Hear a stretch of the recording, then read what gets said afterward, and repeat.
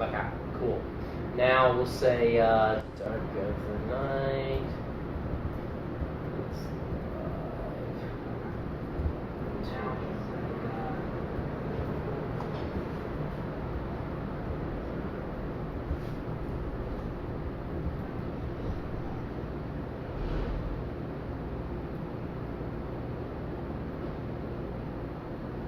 okay, so now it's posted.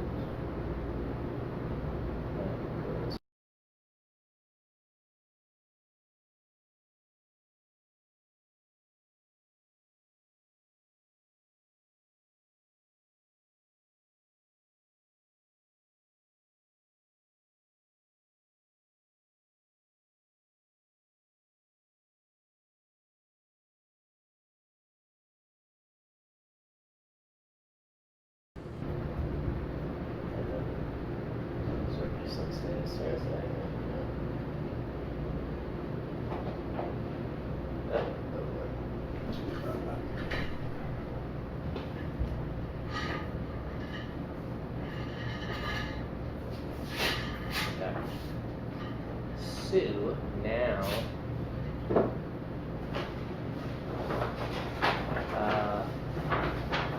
so over here, if you pull up Alex's Facebook.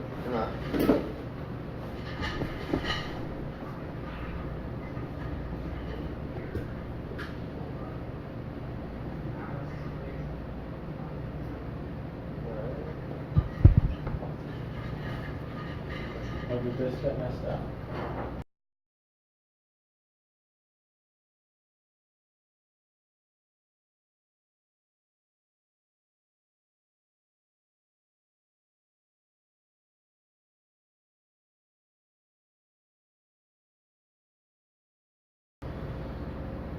Eric, this is what we call, what Tom Petty called free balling. Right. Okay. Do we need anything else? I think that's pretty much it. No music or anything. And then something comes through on Twitch, periodically, I guess. Just click over to Twitch and see if yeah. See if there's Twitch comments. Yeah. Okay, so I guess we're on. The Facebook comments come in live too, right? They don't have to refresh the just. I don't know. I'll check it out. Yeah, it can be a little wonky. Yeah. Keep in mind, Brian, there's a lag on that. Yeah. As you'll notice. And then you still want me to I don't know, so whatever this there is going to be.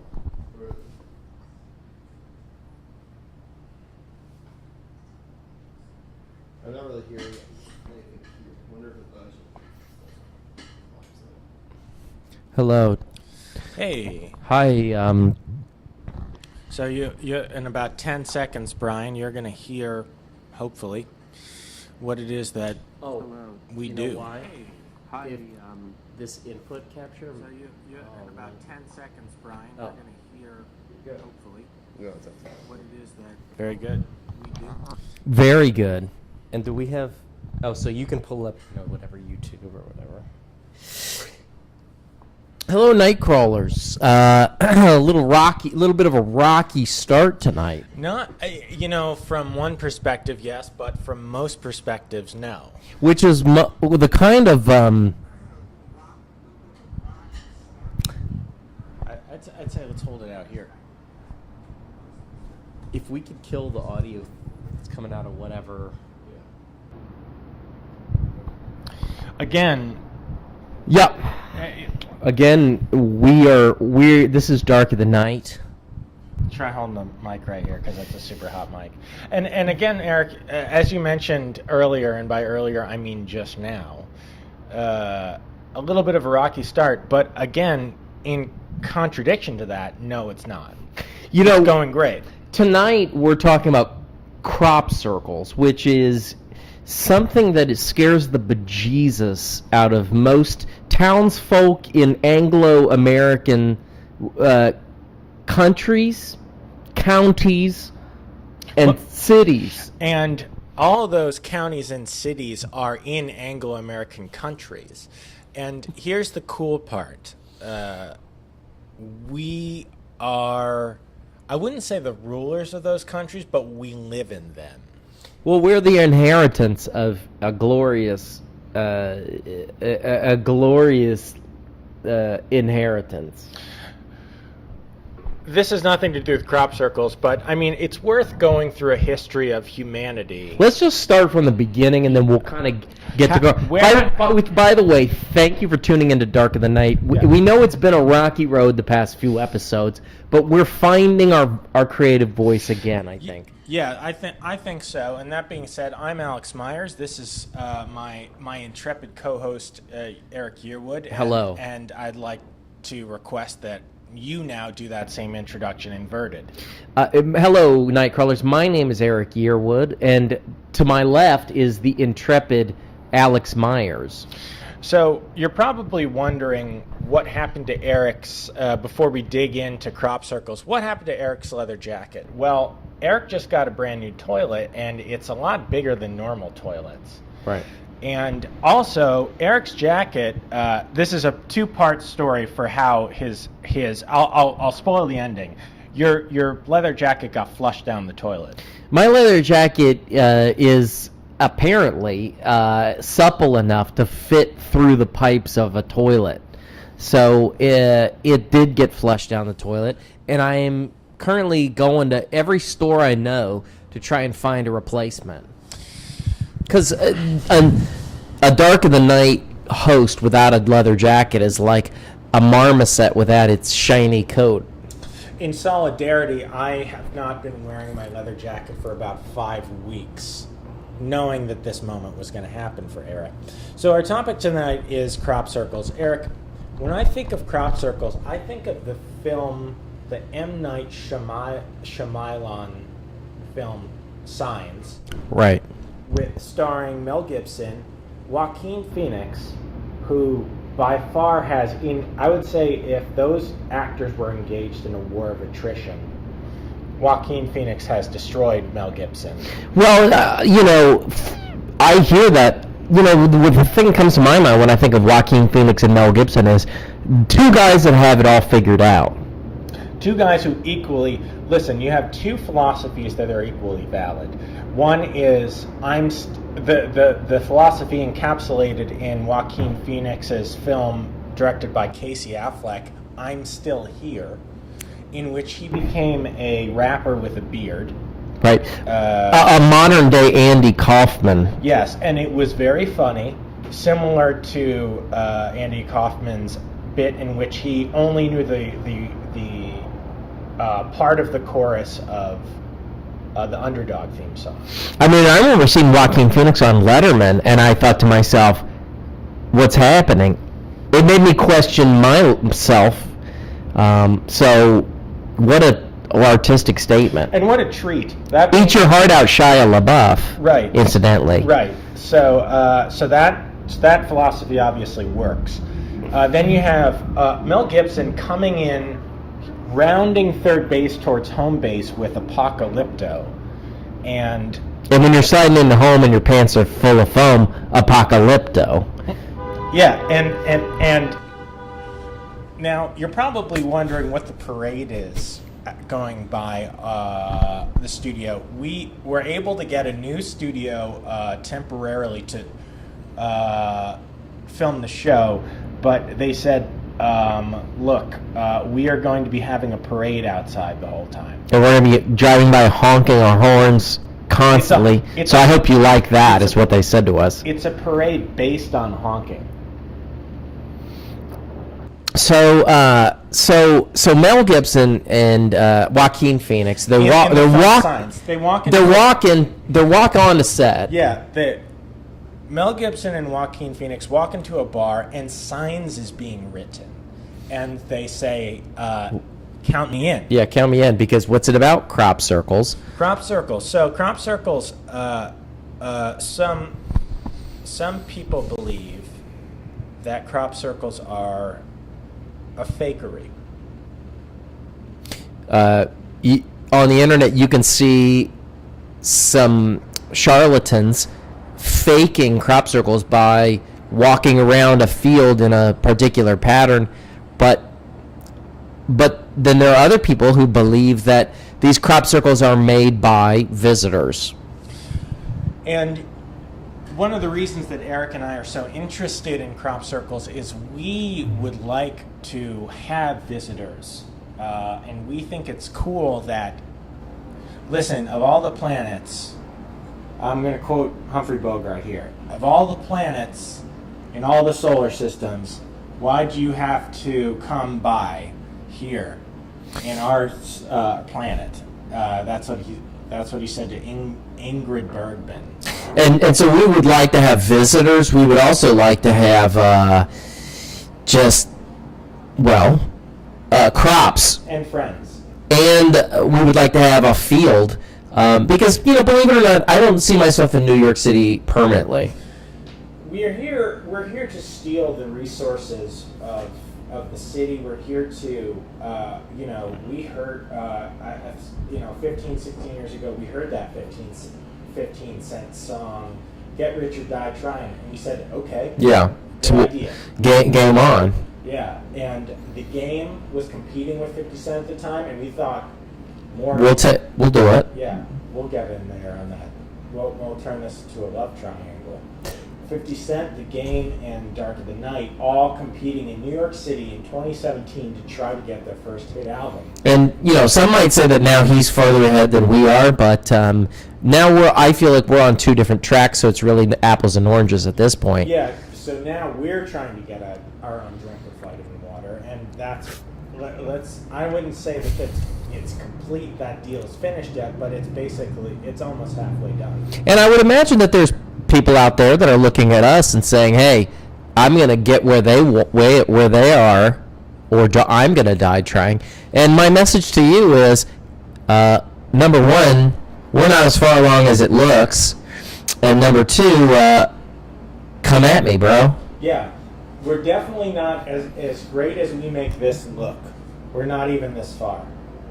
Believe it or not, this is a green screen behind us. This isn't a real forest. We would love to be in a forest. And someday I can see that happening. Yep. Crop circles. So in theory, right, crop circles are, according to traditional alienist ufology, crop circles are are archaeological evidence of visitors, of alien life visiting us. Now, Eric, you and I both believe that aliens are in fact visiting this planet. I have a healthy, open mind to any topic that we discuss on Dark of the Night, and to any visitor. I feel like the only my responsibility to the viewer as a broadcaster is to be able to see both sides. So there's times in which I feel like I'm a diehard believer, and there's times in which I say I'm going to play the skeptic on this because I want to be objective. But all that to say, I do believe. Yeah, and it's when you want to play the skeptic, that's when I show up at your apartment in the middle of the night and I say, wake up. Right. And we just talk. And sometimes cry. Well, whatever we need to do that night, we do. Well, and also, there are times where, this hasn't happened yet, but if you showed up and I'm being probed, I can't decide. We haven't really discussed the protocol on what happens after that. Okay, cool. Yeah, this is I'm glad we're pre-gaming this scenario, because this is something that I worry about every time I come over in the middle of the night. Right. Because we're not in college anymore, folks. I know we both look like we could easily play main characters in 90210. Or Harold and Kumar go to White Castle. Either one. And both were good.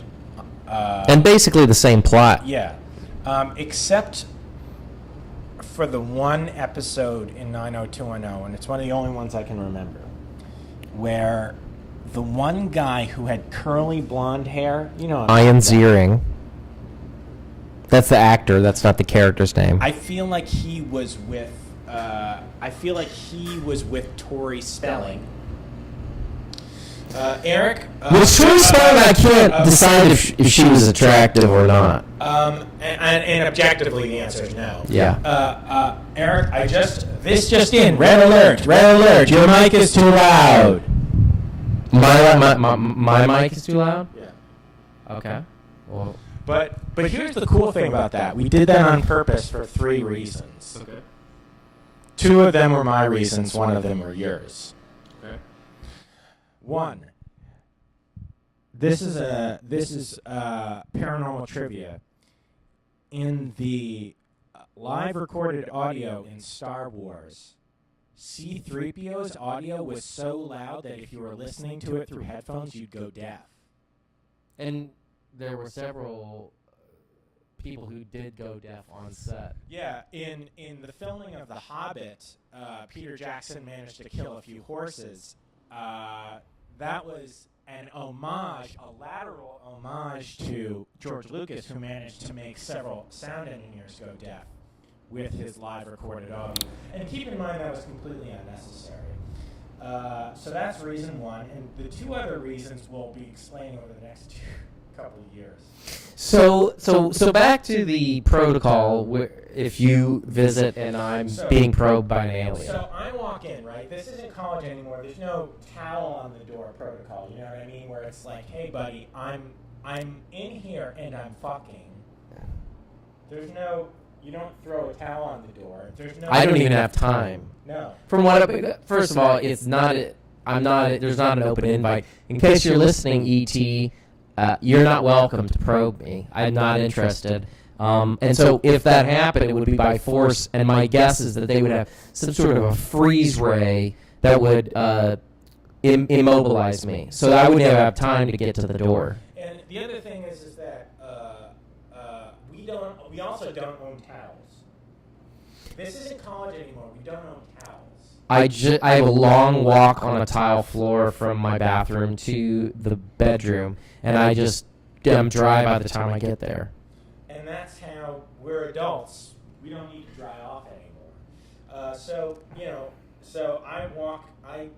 you don't leave the door open. I have to jimmy the lock open on your apartment. So I'm jimmying the lock open.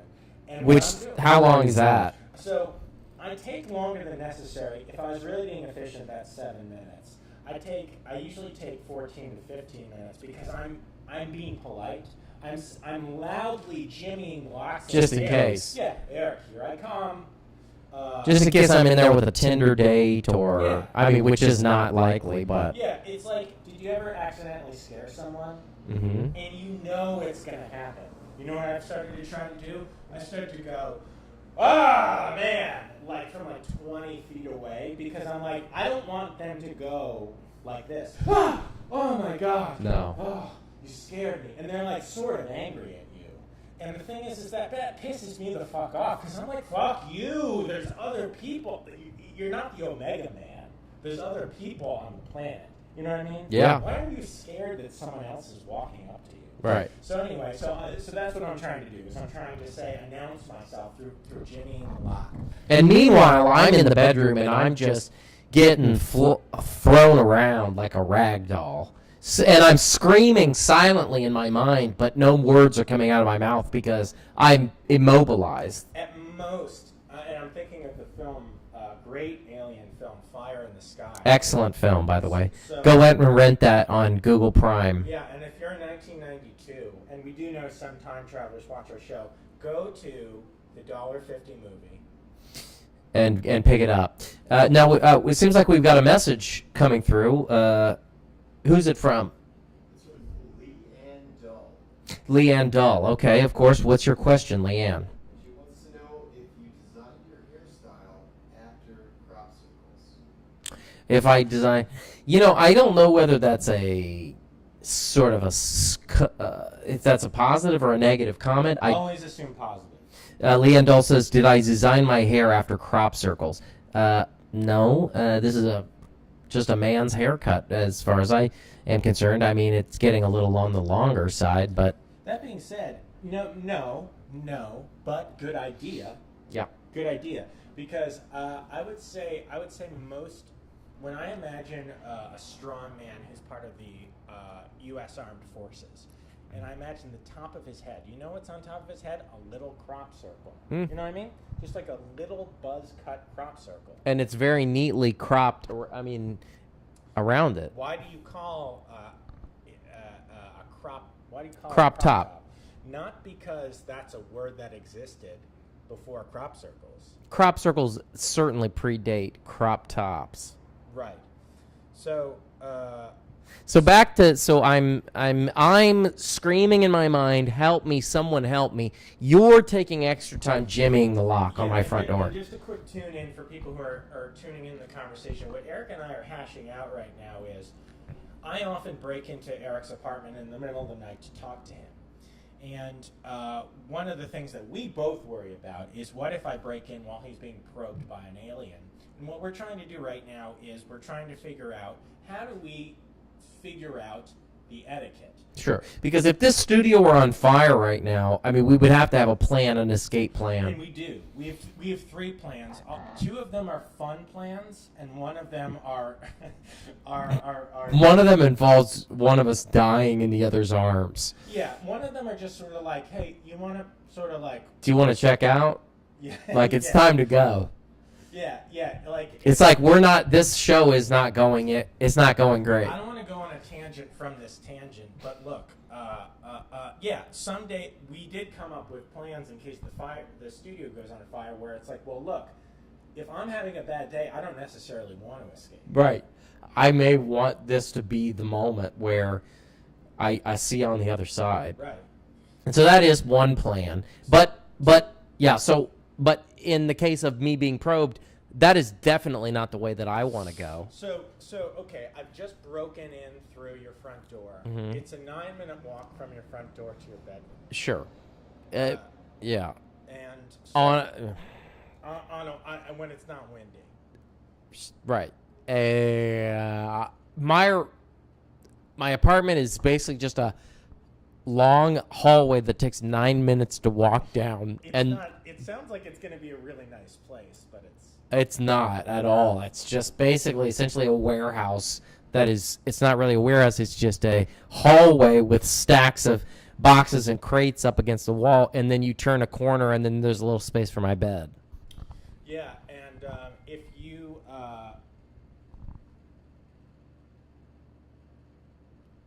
so here's something that's kind of cool, and I think we call this the yin yang principle. So, for reasons that were completely pre-planned, Eric's mic was completely blown out before. Now, for reasons that I also think are cool and pre-planned, my mic is now too quiet. Now, again, we're not just walking into the studio with no plan, with no ability to work our technical. These are all things we've thought long about, and we're saying, hey, let's try the episode this way. Yeah, we're playing chess here, and the end game will be something not necessarily mind-blowing, but something that you'll get a poster of it. You want to get our autograph. And you will not be able to discount what we're bringing to the table. Yeah, to quote Stephen Miller, who is one of the coolest bald men alive right now, it will not be questioned. The fact that our mics are both poorly volumed out will not be questioned. Okay, looping back now. We're really approaching the climax of this story. So I'm slowly walking down for 9 minutes. Down a hallway towards your bedroom. Sure. I'm silently screaming. I'm being tossed around and just turned into a human pretzel by an alien who on the outside looks like he'd be, kind of like the guy you'd see on a bong. But deep down, he's not a happy camper. And he's not treating me with dignity and respect, that's for sure. Yeah, this guy looks like clip art. Mm-hmm. But the thing that's crazy is if you saw that clip art's been normalized through repeated depictions. It's become a trope. Yeah, it's funny how we take some of our deepest, darkest nightmares and the most horrible things in the universe, and we just turn them into like a fun meme. Yeah. Well, let me tell you, being probed while you are immobilized and violated there should be a meme for that, and everybody should be terrified of that meme. So Meanwhile, you're walking. So I'm about to open the door. I see that there's something going on. I see and hear that you are either having sex with a bright light. That's flickering, and maybe changing colors. Yeah, and screaming in a silent way. Right, Miles Davis in a silent way, and what do I do? Well, that's the $6 million question. This is the moment that we're trying to figure out. All this stuff is stuff that's unavoidable. And by the way, Nightcrawlers, if you're out there and you're watching the show and you have an idea how you would handle coming into the room if I'm being probed by an alien and you know it, send us your thoughts. Let us know. What would you do? Yeah. Do you walk in? Do you say? Do you pretend that you say, "Oops, didn't mean to see that"? Or do you sneak a quick peek or a quick peek? Either one, so that you can have something to jerk off to later, or do you just know that that's going on in there, then retreat to the bathroom, draw a depiction of what you think's going on there, and then jerk off to that? Or do you just say like, yeah, okay, I've seen it, and then I'm not going to intervene, but then later I'm going to be there for Eric when he's ready to talk about it? Yeah, I mean, so we don't know the answer to that, and that's something that we're going to have to decide later in the show, I think. Sure. So crop circles. Crop circles. If you have had any interaction with a crop circle, if you have been at the center of a crop circle while it's being made, call in, message us and let us know what your thoughts are. Yeah, the phones are down this week because all of the phones, as we mentioned earlier, Eric's leather jacket got flushed down a giant toilet that he just bought, and wouldn't you know it, all the phones were in his pocket. Yeah, so I was like, well, my leather jacket's gone and all those phones are in there too. So, which, you know, I tell you, the only good thing about the place I live is that the toilet can handle 4 or 5 phones going up in there. Yeah, when you buy a toilet, this is not crop circle talk. Although, in a way, it might be. You Sure. know what I mean? Right. Because we don't know. We don't know what crop circles are all about. So they might. And we don't know if we even want to know. Crop circles could easily be a toilet for aliens. Because they could be like, look, I'm coming from Beta Z, Beta-Z. the planet where Deanna Troy is from. Yeah, I have Deanna Troy's mother barking my ear off. Just complaining. Yeah, just like, where?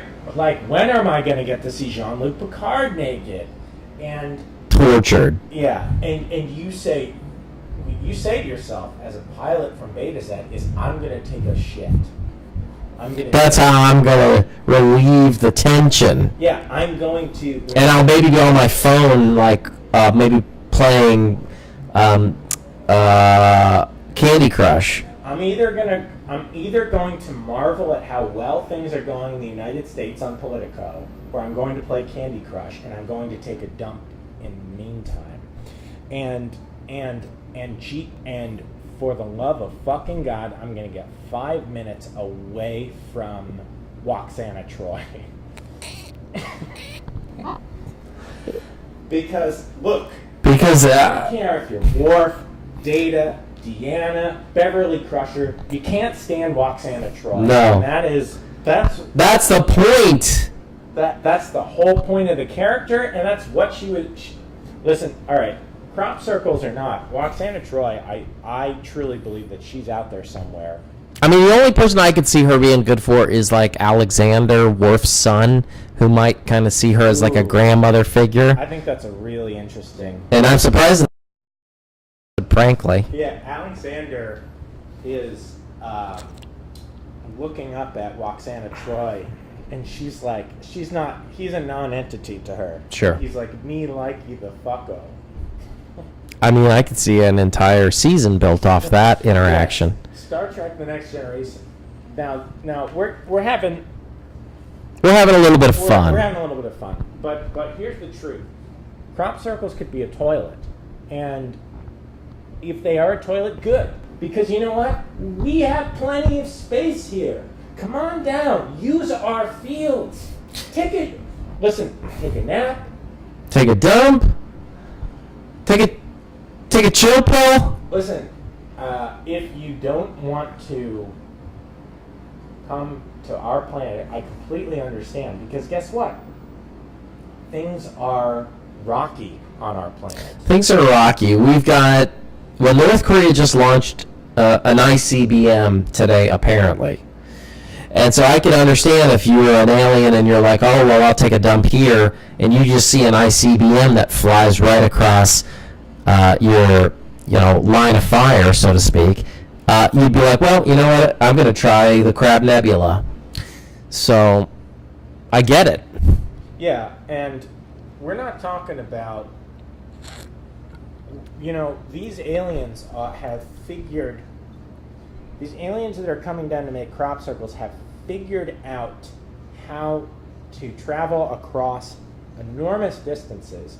So believe me, they don't want to be nuked while they're taking a shit. Right. They've got better things to do, trust me. I'm not going to tell you how I know, but I do. Can you imagine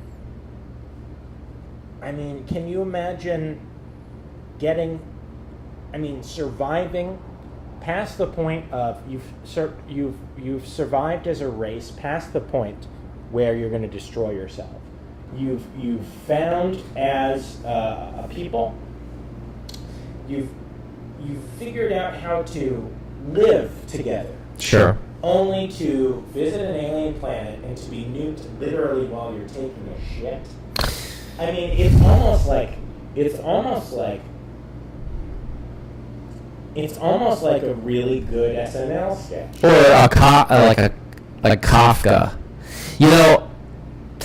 This morning I woke up and I really had to go to the bathroom, and I didn't have to go number one, if you know what I mean. And I went to the bathroom, and my roommate was in there. And he's a guy I don't know really well, and I'm not interested in getting to know him very well. And so my third roommate, because I do have three roommates, he was gone.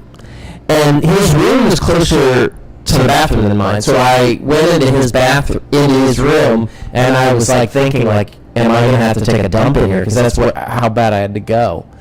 And so I was like kind of tiptoeing around the room for about 10 minutes, and it was a tense 10 minutes. And then the other roommate came out of the bathroom, and I hurriedly went in there and did my business. But the point is, can you imagine traveling a billion light years in that situation? And then getting to Earth and being like, well, gosh, I don't know if I should do this. And keep in mind, these aren't guys who are these aren't people, men and women and everything in between. Yeah, who are these are scientists. These are the geniuses of the galaxy who are traveling to this planet. And believe me, they're having difficulty even accepting the fact that they have to shit. So to be nuked, because let's face it, Isaac Newton. If you met Isaac Newton, for instance, and you said, "Hey, Isaac Newton, I just read the Principia. Good job. Where do I take a shit?" What would he say? He would be offended. Guaranteed. Travel 300 years into the future, or 400 years into the future, meet Albert Einstein, say, wow, Mr. Einstein. Is he a doctor? He should have been, because man, that guy was great. Mr. Einstein, Dr. Einstein, whether you want it or not, I just read the General Theory of Relativity. It was awesome. I'm going to take a shit now. Reaction is probably very similar. Yeah, almost guaranteed he's going to think that's uncouth. And now travel 4 years further in the future. You're talking to Alf, and you're saying, Mr. Alf, Gordon Shumway, everything about what you're doing here with this family is fantastic. I can't wait till season 4 or 5. And he says, cool. And then and he's like, do you have a cat? And then you say, I've got to take a shit. And then at that point, I mean, then he's like, cool. I mean, again, these people, Alpha's rich, right? So he's going to be very tasteful about the way he sort of gets out of that situation. But if I was rich and somebody said something uncouth to me like that, here's what I'd do.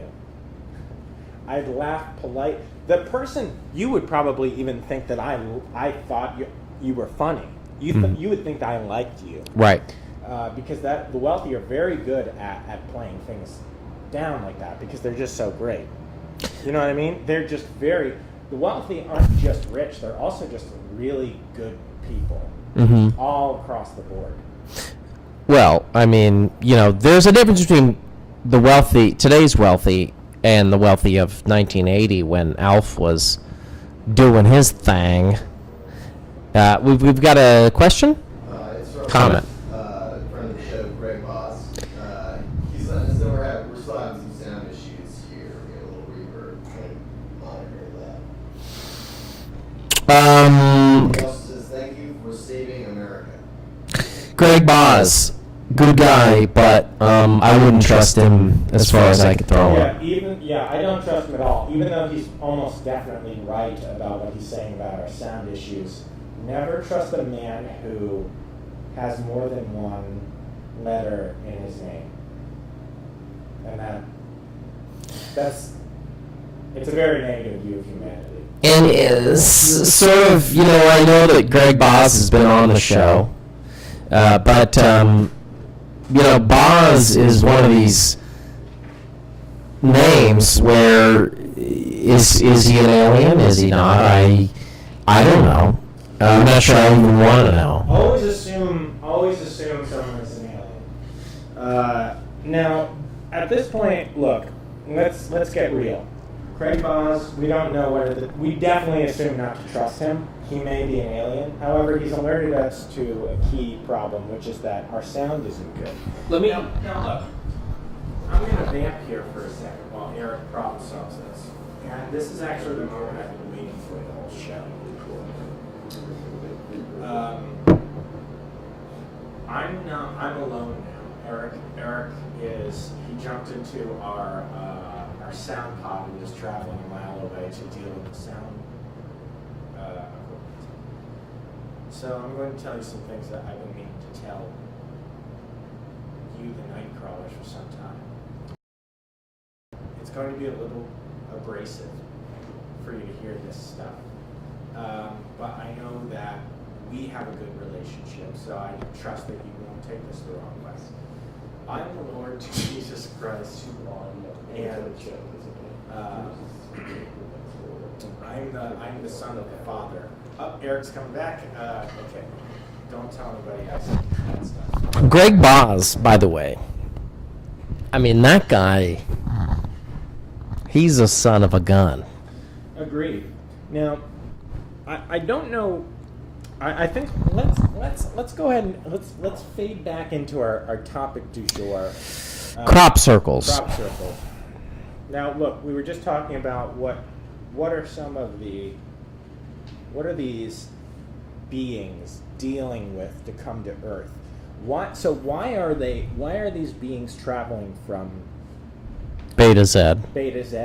Planets hundreds of light years away? distances that we can't imagine traveling, only to literally ruin our popcorn. Yeah, I mean they're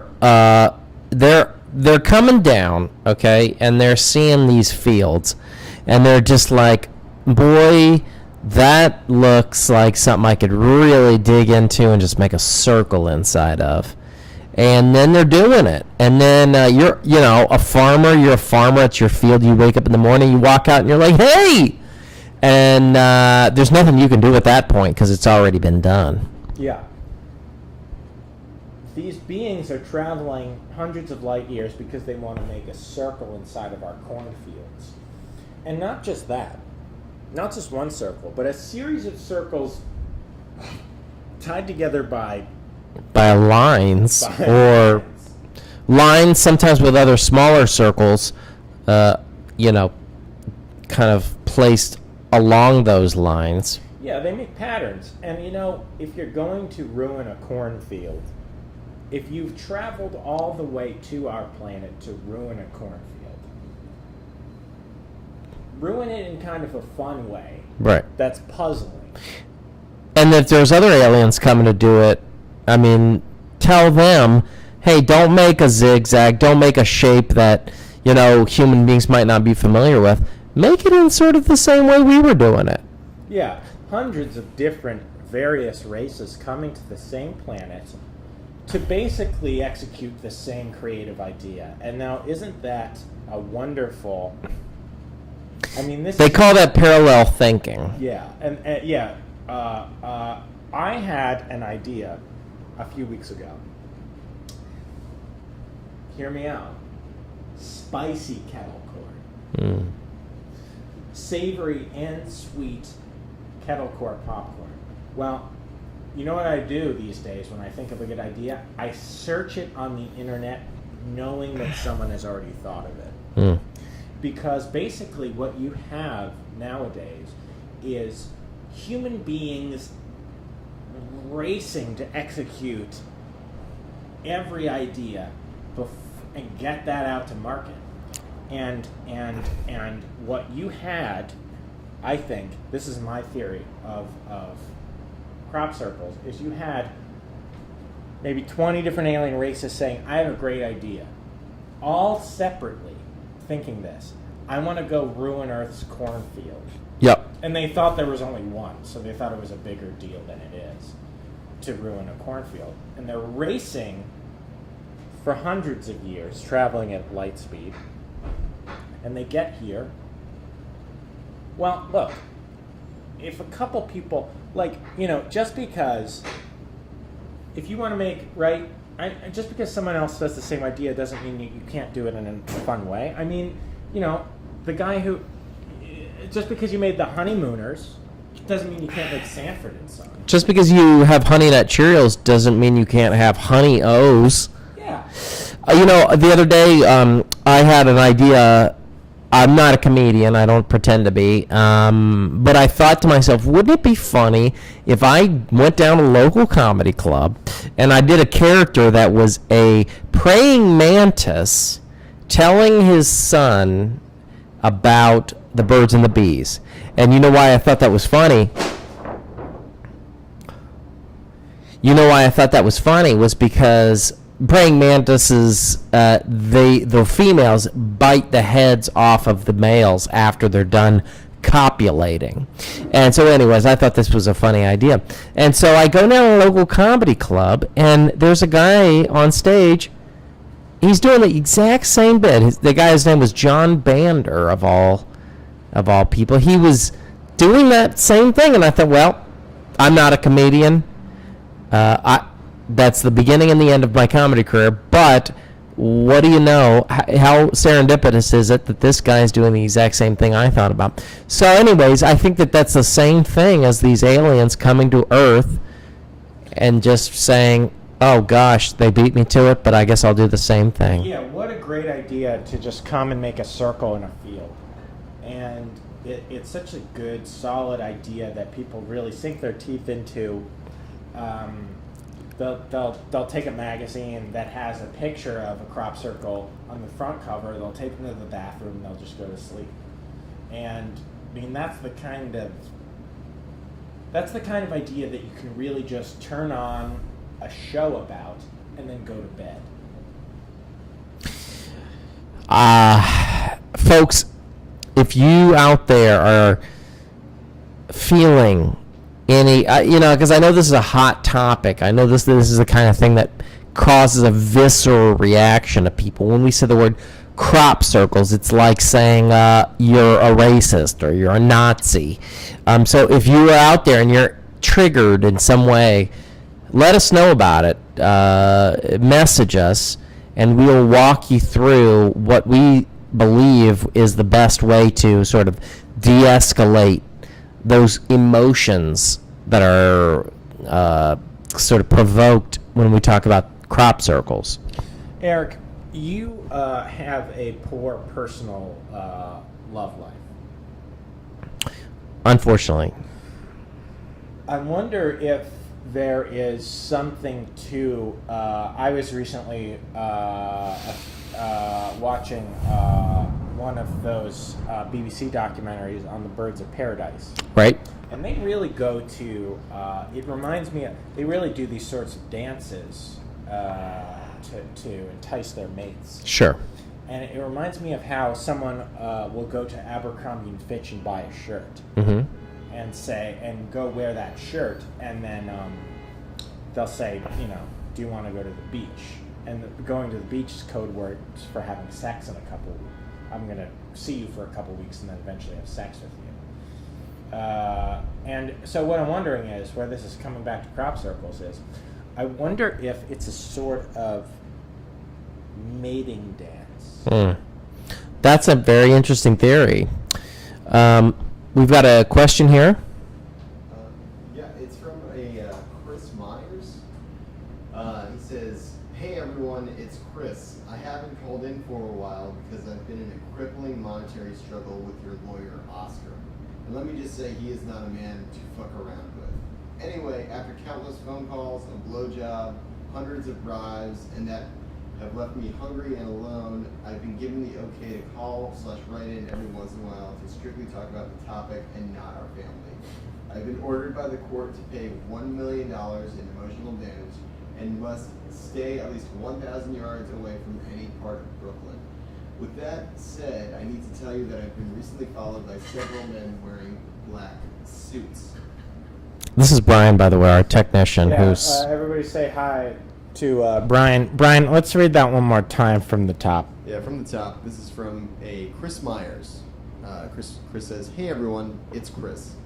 I haven't called in for a while because I've been in a crippling monetary struggle with your lawyer, Oscar. And let me just say, he is not a man to fuck around with. Anyway, after countless phone calls, a blowjob, and hundreds of bribes that have left me hungry and alone, I've been given the okay to call/write in every once in a while strictly to talk about the topic and not our family. I must stay at least 1,000 yards away from any part of Brooklyn. With that said, I need to tell you that I've been recently followed by several men wearing black suits. At first I thought they were more lawyers looking to use my mouth as a vacuum, but I jumped into the closest alley and they walked by. They were not lawyers. They were some sort of underground government agents that found out about my crop circle sighting, which I was certain no one knew about. I've seen a crop circle. It was very intricate and had a long protruding cylindrical shape. I looked at it only for a few minutes before seeing what I'm pretty sure was a decapitated cow. That's when I ran away. So ever since these men found out about the sighting, I've been seeing them outside the windows.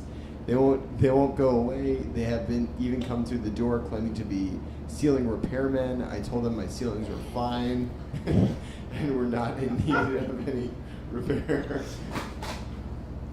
What should I do about these men? Is there any way to erase this sighting from my mind?" Well, first of all, good question. Yeah, first of all, that's a great question. And we would, if you're watching or listening, we would like every question to be formatted exactly that same way. There's a lot of ground to cover there. There's a lot of things to dig into. I mean, I guess it's good and bad that Oscar, our lawyer, is taking legal action that's crippling your brother, Chris? I mean, you know I better. wonder who that money is going to, because I'm not seeing any of that money. Right. I am glad to hear that my brother was forced to use his mouth as a vacuum on Yeah. some lawyers. That's one of the questions that is going through my mind is who and what and how is that blowjob situation unfolding? I can't imagine a scenario where, you know, Well, I don't know how to answer that question, Eric, but I will say just a parallel situation to explain maybe how we're both feeling in terms of confusion is I never quite understood why that one scene in Jaws happened where Quint is just talking about that time when a bunch of sailors. were eaten by sharks. Sure. But it's just sort of like, yeah, it's a story about sharks, but why are we talking about it?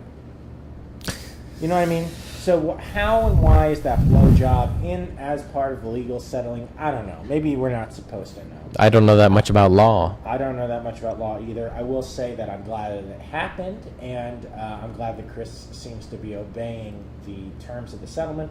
I certainly have not seen Chris within 1,000 yards of Brooklyn, and I do check. All around the perimeter.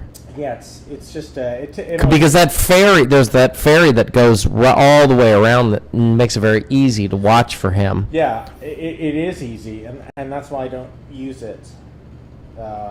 It's too easy. You use a canoe. Yeah, I use a different method. It's a different method each time. So that being said, Chris's question was, Chris saw, my brother saw a crop circle and is now being investigated by government agents. I don't know. Listen, people. I'm not going to fully answer his question because I know Chris is. I know for sure that Chris is poor, right? Sure. Because he lost a major lawsuit, and so I'm not going to answer his questions because I don't answer the questions of poor people. It's nothing to do with the fact that he and I have a brother rival. It's just more about like poor people. They don't know really what's going on, and they're not really going to have that much to add to the conversation. I'm not even really gonna. This response might not even go anywhere. But that being said, I think that this is basically the situation. If you see a crop circle, you're going to become investigated, become a subject of investigation by the government. Period. Because they don't want you to know. They don't want any of us to know. There's still a parade going on outside. They don't want any of us to know what's really happening. And this is one of the themes that we come to again and again on Dark of the Night is the truth is somewhere out in the great space of this planet, in this great galaxy, in this universe. Universe 1. Universe 1. And our government, draped in the flag, our government shows up at our house saying, don't look in the backyard. And I'm like Dracula. Yeah, our government is...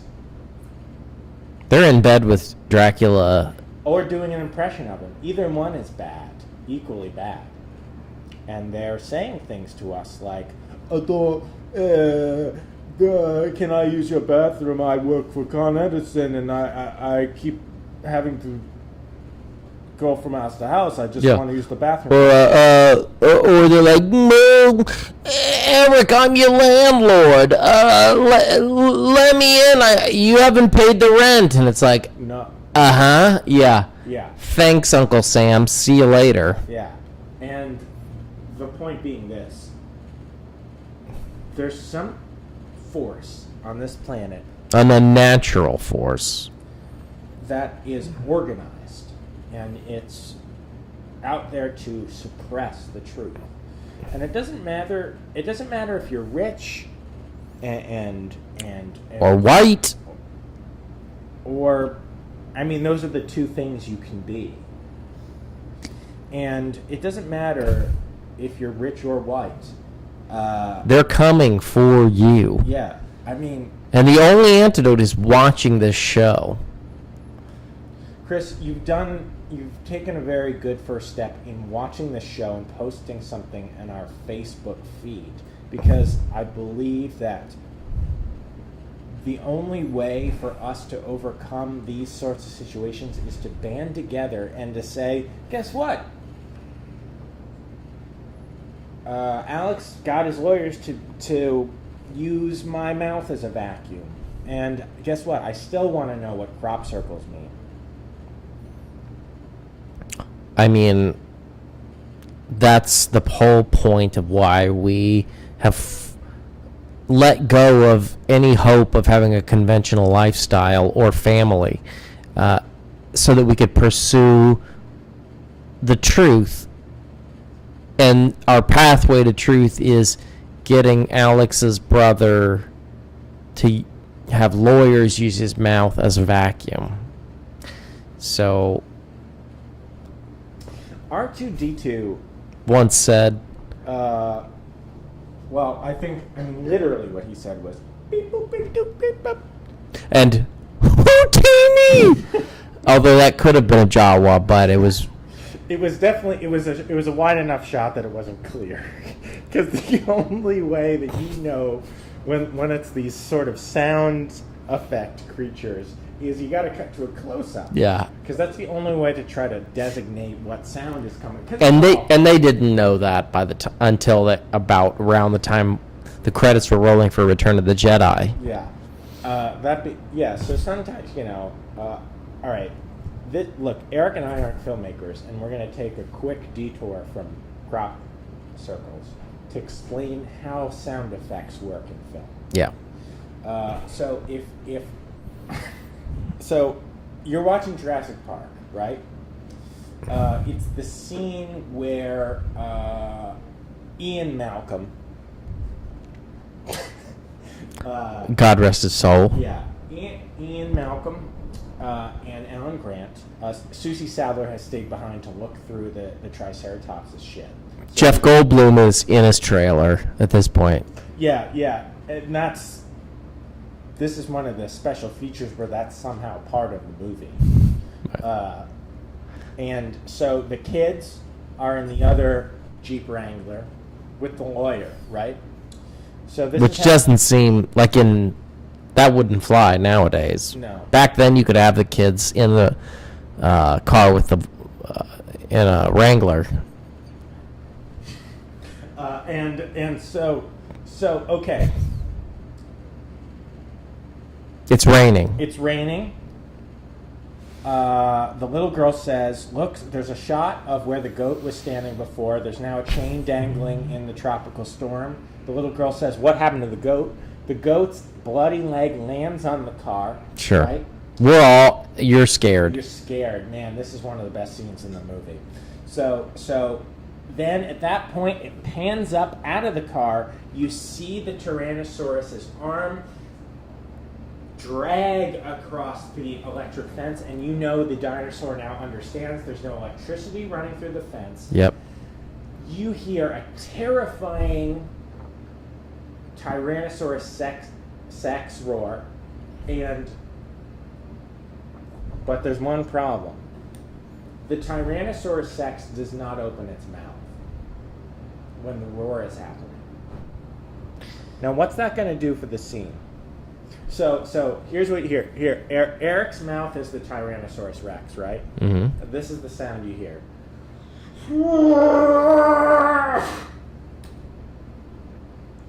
What you're thinking is what was that sound effect? And you're maybe even thinking, I want my money back. And so what you need to do when you're using a sound effect is you need to motivate it somehow. So that was probably the first cut Steven Spielberg saw from the special effects department. The second Steven Spielberg sound blooper, Schindler's List. There's everybody going to the concentration camp. There's a Nazi. He's yelling at all the people to go, this way or that way. Alex is the Nazi. Okay? He the Nazi yells out,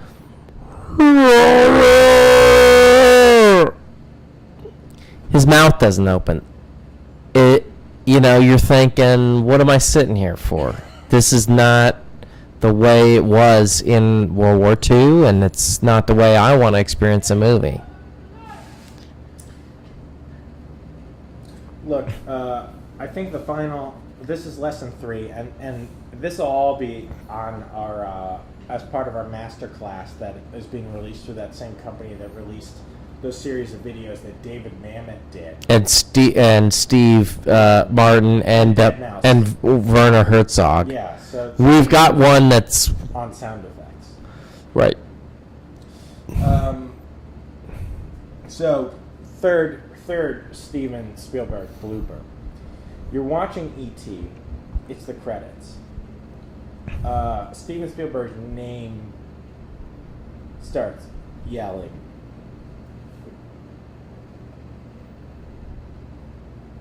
That doesn't work. I mean, no suspension of disbelief.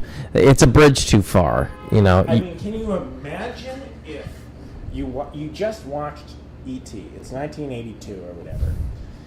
I mean, it is a great movie. I mean, it is class. I mean, this is one of the movies that solidified Spielberg as a really good director. As a porn, this is where he transitioned from porn into the big time. Yeah, I mean, every single shot is as good as a movie. Every single shot is as long as an episode of TV. And, I mean, people are loving it. They're loving Roy Scheider. Yeah. Right, both, And, I mean, and they're loving Reese's Pieces. I mean, and Reese's Pieces stock is going through everything. And, look, so you get to the end of that movie, and I mean, man, you are satisfied. You are so satisfied. In sort of every way, really. Yeah, you're ready to say to your you're ready to turn. You haven't said a word to your goddamn family the whole time because you're just like, let me just pretend I'm not real. And you think to your wife, you look at your wife and you're like, this is what I've waited for. This. And it sounds like you're being sarcastic, but you're actually excited. This is what I've waited for. Right. And so you're so ready to turn to your family and say, fuck you, that was so good.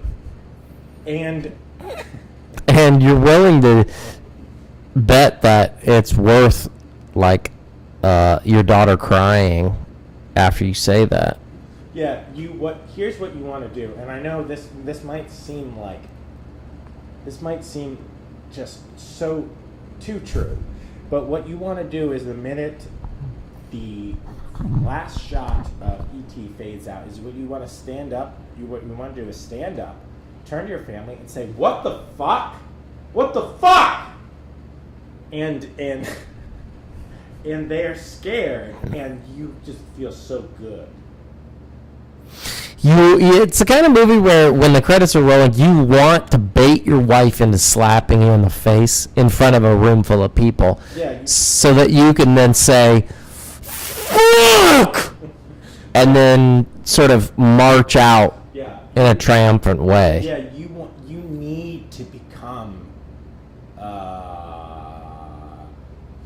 need to become the essence of Son of Sam in that moment. You need to.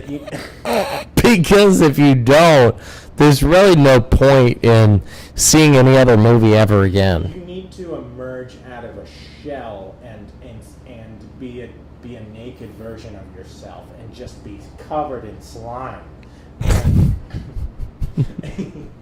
And look,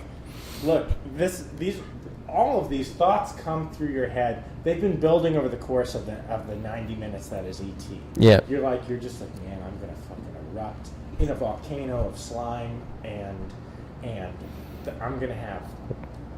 I mean, my eyes are gonna like it's just gonna be Nickelodeon gack flying out of my eyes, and I'm gonna be like I mean, and I'm gonna be hosting SNL. Yeah. I mean, it's gonna be fucking insane, and Dennis Miller's gonna be doing the news.